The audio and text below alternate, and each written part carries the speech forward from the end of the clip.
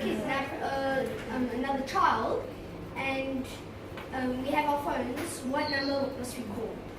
The easiest number to remember is yours 10111 number, which is a flying squad.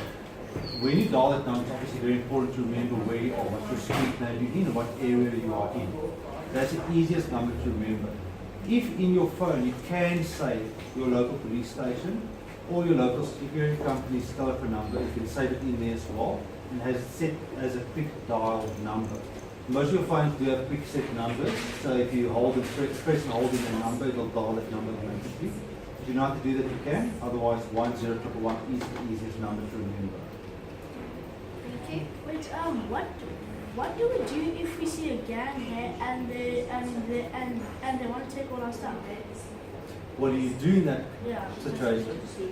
I do think it depends on the situation. If you are, first of all, I would advise if you do walk the streets to school or from school back to home, definitely try and walk in groups. Don't try and walk on your own, especially now it's winter and it's dark early or dark later. Try and walk in groups to school. Okay. What you want to do is if someone tries to rob you or they try and attack you, the easiest thing to do is to either run to your closest house where you see there's people there. You can knock there if you want to, and try and make a commotion. No criminal's going to really go after you and still try and rob you or take your backpack if you're making a noise and running to the closest house. That is one option that you do have, and then the second one is to obviously be in groups when you go towards school. So when a stranger has a gun and he wants to threaten you to take your phone, and do you have to give it to him, or do you have to say no? You would rather look. It's a difficult one to answer. If a guy has a firearm, your life is more important than a cell phone. In that case, I would hand the cell phone over to you. Rather give him the cell phone, then take what he wants, and then as soon as he's left, you just go to the closest house you can, or the closest business that's open, and then just knock there and walk in there and report what happened. Try and remember as much detail of the suspect as you can.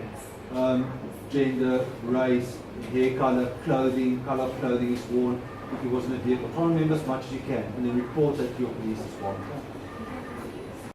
If you are approached by strangers, in general, don't ever approach a vehicle or a stranger you don't know if he calls you over.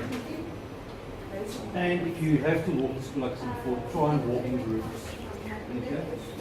Strangers, or not strangers, but suspects will normally try and rob you with a backpack or cell phone if you are walking on your own, and if you are advertising what you've got. Guys walking the streets, don't look around them, they're on their cell phone talking to someone or playing a game as they're walking down the street. Then you are a soft target basically. Be alert and see what's going on around you all the time. Well, thank you for talking with us. It's been a great pleasure. Thank you. Huge pleasure. Thank you for visiting us.